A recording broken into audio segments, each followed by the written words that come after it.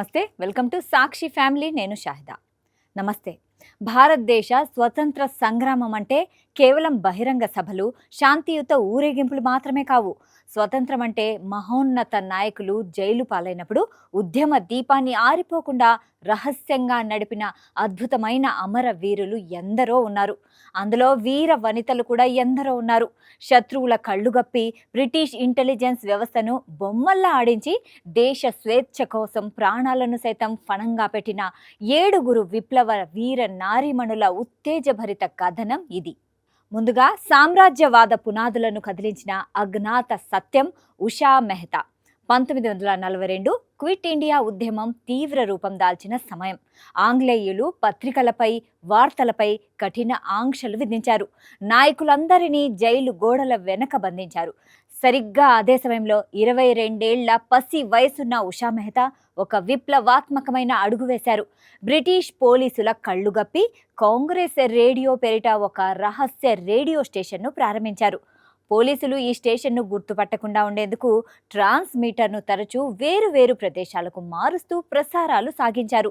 దేశ ప్రజలకు ఉద్యమ వార్తలను, నాయకుల పిలుపులను నిరంతరం అందిస్తూ విప్లవాగ్నిని రగిలించారు. 3 నెలల పాటు బ్రిటిష్ ఇంటెలిజెన్స్ను ముప్పు తిప్పలు పెట్టిన తర్వాత ఆపరేషన్ బయటపడింది. అరెస్ట్ చేసిన తర్వాత సిఐడి అధికారులు నెలల తరబడి విచారించినా, నరక యాతన పెట్టినా ఉషా మెహతా నోరు విప్పలేదు. ఆమె చూపిన ధైర్యం భారత విప్లవ చరిత్రలో చిరస్మరణీయం. ఆపై విప్లవ వీరుడు భగత్ సింగ్ను రక్షించిన వీరమాత దుర్గాభాబి. 1928లో లాహోర్లో బ్రిటిష్ పోలీస్ అధికారి స్టాండర్స్ను వధించిన తర్వాత భగత్ సింగ్ కోసం ఆంగ్లేయ సైన్యం జల్లెడపడుతోంది. నగరమంతా తీవ్రమైన కాపలా ఉంది. ఆ సమయంలో దుర్గారాణి అంటే దుర్గాభాబి అత్యంత సాహసోపేతమైన ప్రణాళిక వేశారు. భగత్ సింగ్ తన గడ్డం, జుట్టు తొలగించుకొని పాశ్చాత్య వేషధారణ ధరించగా దుర్గాభాబి ఆయన భార్యగా నటించారు. తన చిన్నారి కొడుకును చేతుల్లో పట్టుకుని ఒక సామాన్య కుటుంబంలా నటిస్తూ నిఘా వర్గాల కళ్ళెదుటే రైలెక్కి లాహోర్ నుంచి తప్పించారు. ఆమె కేవలం ఈ ఒక్క సంఘటనకే పరిమితం కాలేదు.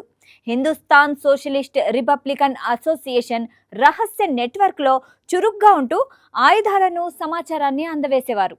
తుపాకీ పట్టి సాయుధ పోరాటంలోనూ పాల్గొన్నారు. ఆ తర్వాత బ్రిటిష్ ప్రభుత్వానికి నిద్ర లేకుండా చేసిన విప్లవ నక్షత్రం అరుణా ఆసిఫ్ అలీ. 1942 ఆగస్టు 9వ తేదీన ముంబైలోని గోవాలియా ట్యాంక్ మైదానంలో బ్రిటిష్ హెచ్చరికలను తుంగలో తొక్కి మువ్వన్నెల జెండాను ఎగరవేసిన ధీర వనిత అరుణా ఆసిఫ్ అలీ. ఈ ఒక్క ఘట్టంతో ఆమె ఆంగ్లేయుల హిట్ లిస్టులో అగ్రస్థానానికి చేరారు. ఆమెను బంధించడానికి అరెస్టు వారెంట్ జారీ అయింది. ఆమె లొంగిపోకుండా అజ్ఞాతంలోకి వెళ్లారు. అజ్ఞాతంలో ఉంటూనే ఇంకలాబ్ అనే విప్లవ పత్రికను నడిపారు. ఆమెను పట్టించిన వారికి 5,000 రూపాయల పారితోషికం ప్రకటిస్తూ ప్రభుత్వం ప్రకటన విడుదల చేసింది. ఆస్తిని జప్తు చేసింది. స్వయంగా మహాత్మా గాంధీ లొంగిపోవాలని సూచించినప్పటికీ దేశ స్వేచ్ఛ ధ్యేయంగా ఆమె 1946 వరకు అజ్ఞాత పోరాటాన్ని కొనసాగించారు.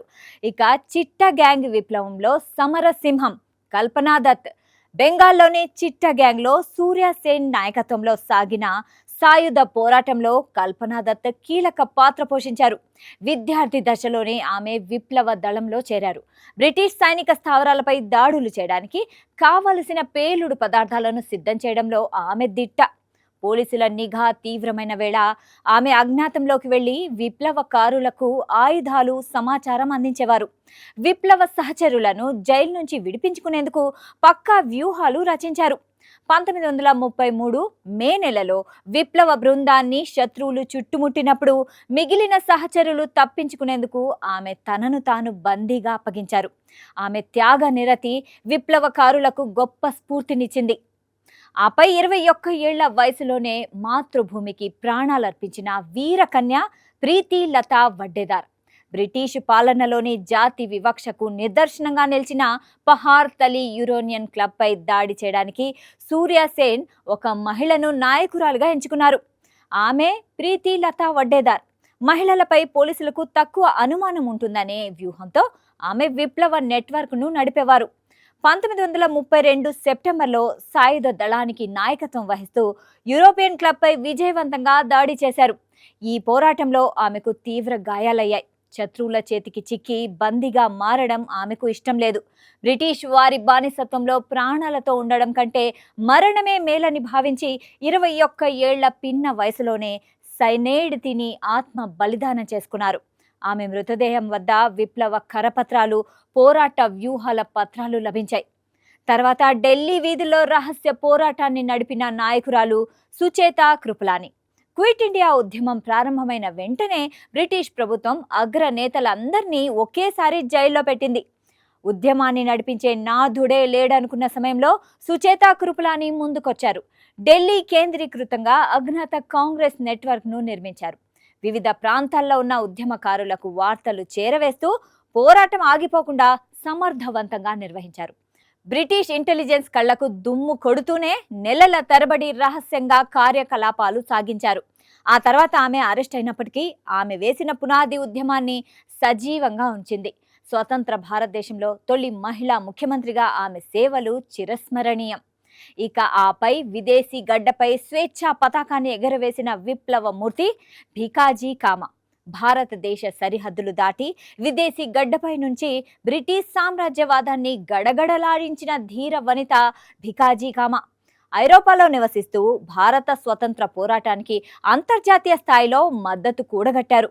1907లో జర్మనీలోని స్టుట్గార్డ్లో జరిగిన అంతర్జాతీయ సోషలిస్ట్ కాన్ఫరెన్స్లో ఆమె భారతీయ స్వతంత్ర జెండా తొలి రూపాన్ని గర్వంగా ఎగరేశారు.